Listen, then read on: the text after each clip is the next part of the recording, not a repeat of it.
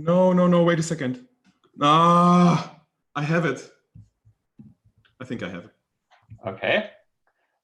Exciting times. Exciting times, because you have to go back to YouTube and say, go live again. So you go live on Zoom and then you go live on YouTube. Okay. Oh, now we are live. Crazy. Okay. All right. Cool. It seems to work.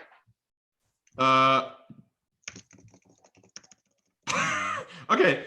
All right. You have the moment where I have this big aha moment.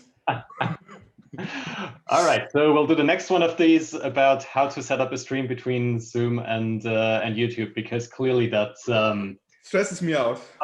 Well, cheers to that. Cheers to that. Wait a second. All right. Hello, everyone. Hello. Good morning. Good morning to our. Let me check. 16 people out there.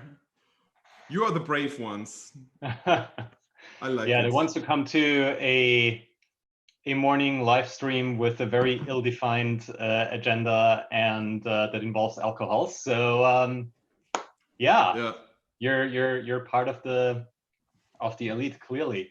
So we thought that we'd just take a little bit of time to basically chat about things that happened to us in the past, reminiscent a little bit about the good old times, and see what learnings we can pull out of that might be useful to other people. And we thought a good way to start this is with a topic that is oddly timely right now, and that is founding a company in a time of crisis. And I don't know, Thomas, do you want to give a quick account of what this is all about? Basically, what is crisis, Philip? So crisis back then, it was 2009 when we founded our design studio, was the big financial and automotive crisis. But the reason for a crisis actually doesn't matter, in my opinion. So a crisis is basically a moment which changes everything, and you have to reinvent yourself completely in order to survive. And most of the companies need to go to survival mode, because this is completely new. This is already, I would say, the bridge into our discussion. I would say crises are the best times for founding, actually, because the old players on the market and the new ones are kind of on the same level. Both are facing uncertainty, which usually in good times, the big players are doing well and the newcomers are facing uncertainty. But then it's the level is set. Right.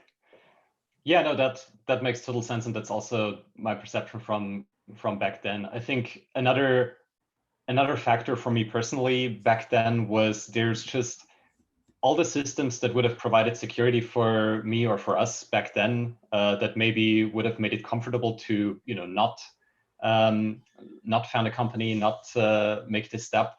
A lot of these systems just broke away. They just didn't exist anymore because companies had hiring freezes, as they do right now.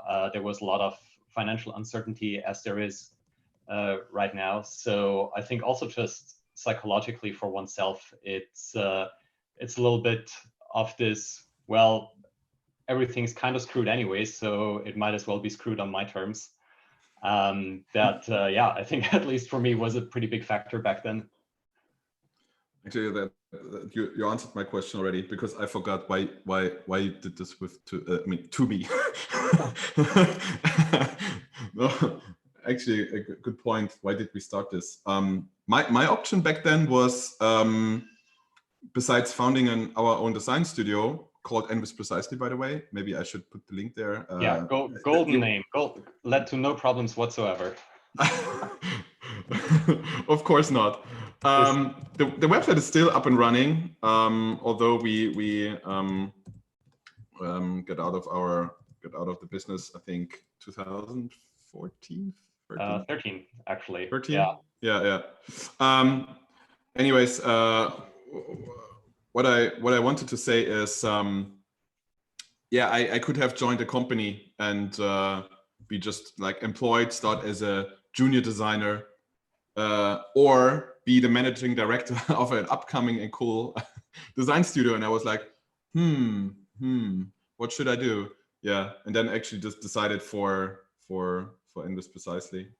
I think what I remember most is that back then, I think the term lean startup wasn't even coined. But I would say we were lean as hell. It was right? extremely lean. Yeah, I think so. For the first at least couple of weeks or even months, we were both living with our parents still, actually, and even though our technical home base was Munich, I was living in Austria back then because I didn't have a place in Munich and was only commuting out here by train for a couple of days every few weeks, staying either at friends' places or actually in hostels. So we actually wrote our business plan in the lobby of a youth hostel. That's how you roll. That's still one of my favorite pieces. And then, oh, excellent! Someone posted an old picture of me on Slack where I look like I'm super angry at someone to my right. Anyway, yeah. So then when I finally had a chance to move to Munich, my 1-bedroom, or really just 1-room apartment, 30 square meters or so, became also our office. We somehow managed, I think, to always steer potential clients to meet with us in cafes and stuff like that, instead of because it's much cooler there. Yeah, because it is much cooler there. But we did actually have a one of those pupil interns, so someone who was in high school and just wanted to know a little bit about design. And so I remember him sitting at my kitchen counter for a week and trying out stuff with Arduino. Was a pretty rad time in that regard. And but it was good enough. Yeah, it was good enough to start.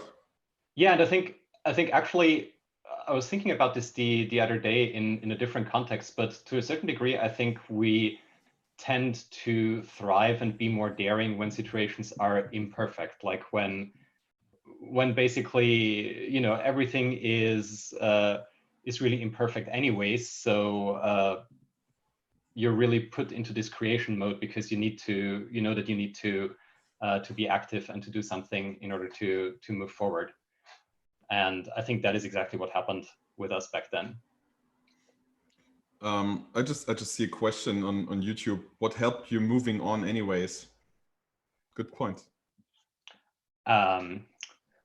Moving on anyways.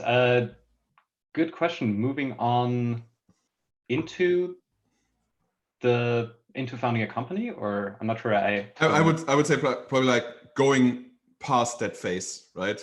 Moving on, right. Earning money and so on. I would say two factors, I would say. There was a potential that we could get the company we were working before, which was BMW, because they were not so excited that Philipp and me were leaving. And we tried to get them as our first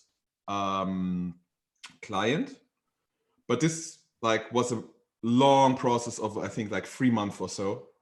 And then the second thing was just, we set up our website. I can post a link, or maybe Phil, you can find it, like the first website, I think in 2009. We just set up a website based on our own stuff from design school. I mean, we were actually fresh from university. The only work we got was projects from university. We claimed them to be work for clients, which was just a flat out lie, but... Well, not always. Not always. Like, we did some client projects in university. It's true. Yeah, I claimed the truth. I claimed projects from university to be done for Adobe or something like that. So just, you know, to be cool. So I would say that the term or the motto, fake it till you make it, we kind of perfectionized on that. So we claimed to have an office while we didn't, but moved everyone to cafes. We claimed to have client work, but we didn't. And then we just did a lot of cold calls, to be honest. The classic old style of working. So we contacted a lot of agencies in Munich.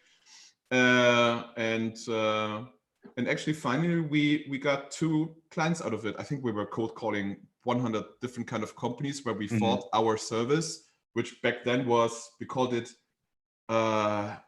interaction design for art and new technology. That was the title. It was very not user-centric or customer-centric, the way that we talked about ourselves. Not at all. And that is maybe another thing that is a learning from back then. Just coming fresh out of university, we were just so bad at anticipating what other people's frame of mind was. So we just thought like, okay, we've been kind of stewing in that interaction design type world for a couple of years. So we just assumed that everyone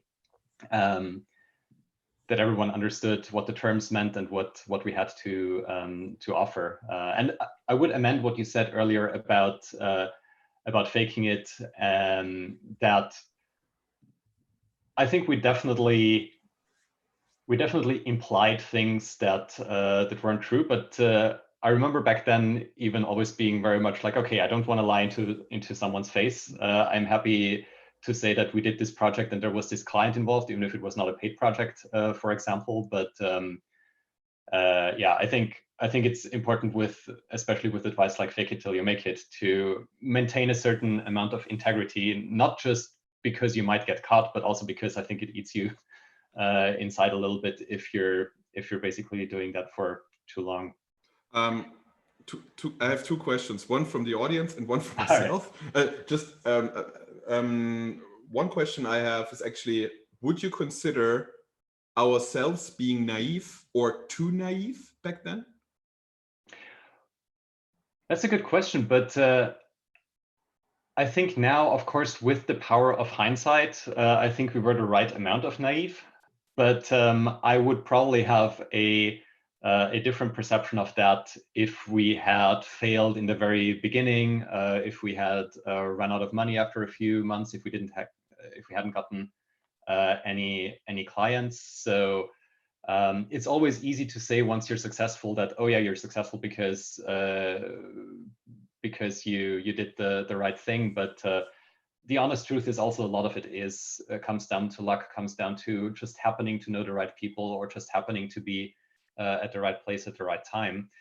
That being said, all the luck in the world won't really do anything for you if you're not prepared to use it. And I think this is once again where this crisis mindset comes in, where you just maybe have a little less to lose, so you're more eager to grab the luck that floats past rather than staying put. You had this term. I think 2 terms is there's kind of like prepared luck, and then there's the dump luck or something like that. Oh yeah, I remember you saying.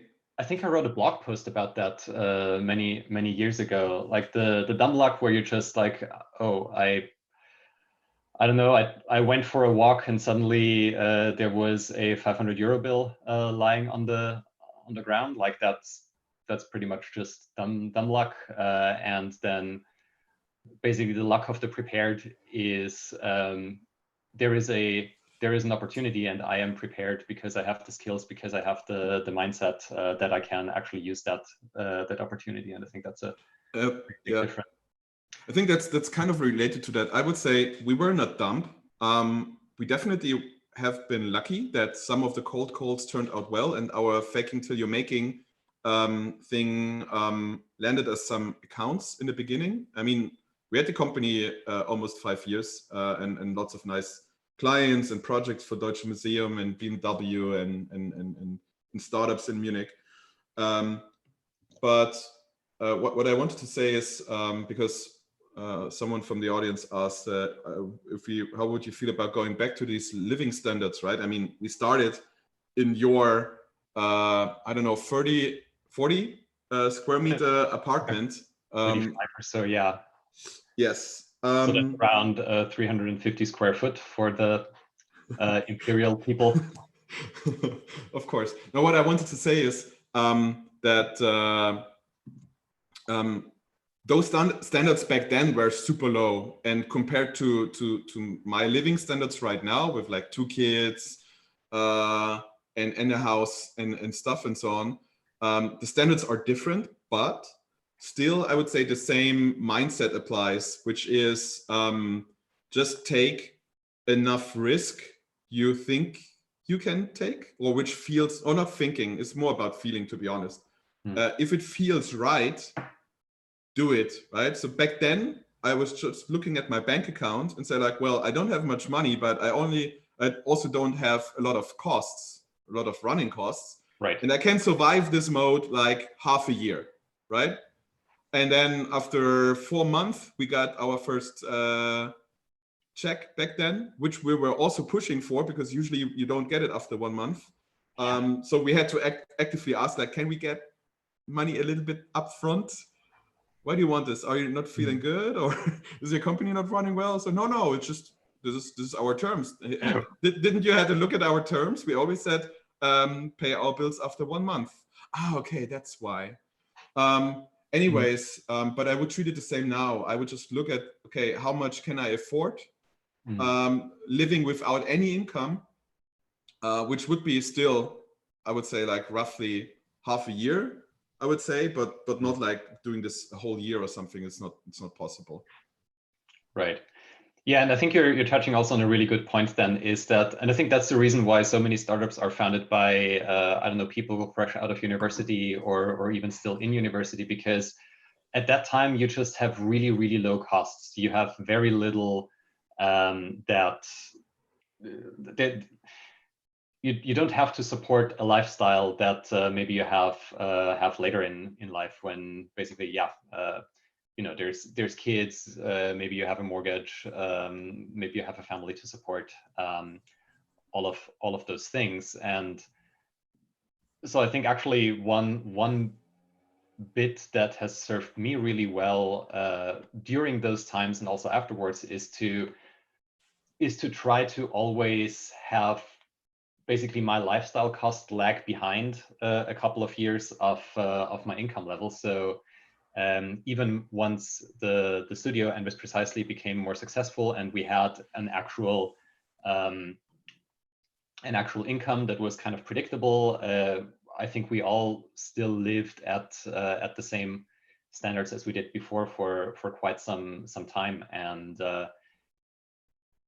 I cannot overstate how relieving it is to have a little bit of runway to basically be able to do what Thomas says, to be able to say, okay, I can in theory quit my job today and not starve for the next 6 months potentially, which comes down, of course, to however much wealth you have accumulated by that point, but also to just what your cost of living is. And I realized that it's a privileged situation to have that cushion. It doesn't, not everyone has that privilege, but I also think that nowadays so much of our society is so consumption oriented, and basically finding luck and finding happiness in the things that we own, or in a particular lifestyle that we have, that it's easy to forget that basically what you get with at least a certain cushion is a bit of freedom. Yeah, if it's about, I don't know, living in a larger apartment or having a 6 months runway, I will choose the 6 months runway every time, even today. Wise words. We have 1 minute left. I was just trying to think to wrap it up. And I would say basically something I mentioned in the beginning is times of crisis are times of high uncertainty. And back then, when we look at the competition, right, like other agencies and studios, they were putting people, or they rolled out a hiring freeze, or they like canceling contracts of their employees and so on. So they were going like down and minimizing their headcount, while we were kind of like stacking up our headcount, like I think 3 months later or so, Marcus joined.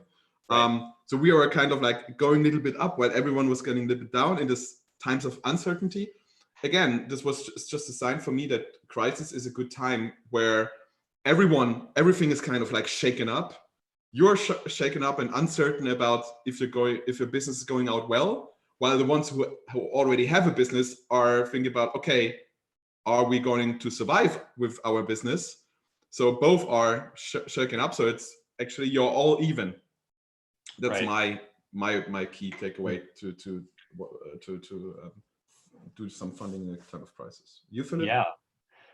Yeah, I would maybe just add one thing to that, and that is also coming back to the point I made just earlier, because the same thing with regards to runway, with regards to running costs, that is true for individuals, is also true for businesses. Like if you're a studio with 20 employees and a large office somewhere in a fancy area, then yes, you have a problem if you have a dip in your sales. Whereas if you come from nothing, then there's very little that you have to lose. And there's a lot of studies that show that we cope much worse with losing something than with not having something. So I think that is also something that's an advantage for newcomers in a time of crisis. You have less to lose, and that makes you more powerful in that time. Amen. Thank you very much. I have to go to a meeting. All right. I probably bet you too. Yes, see you soon, and please keep us posted in the channels if you liked it. If you didn't like something, please also let us know, so we are improving the format as we go. And have a nice working day and a nice weekend, guys. All right. Have a good one. Bye-bye. Bye-bye.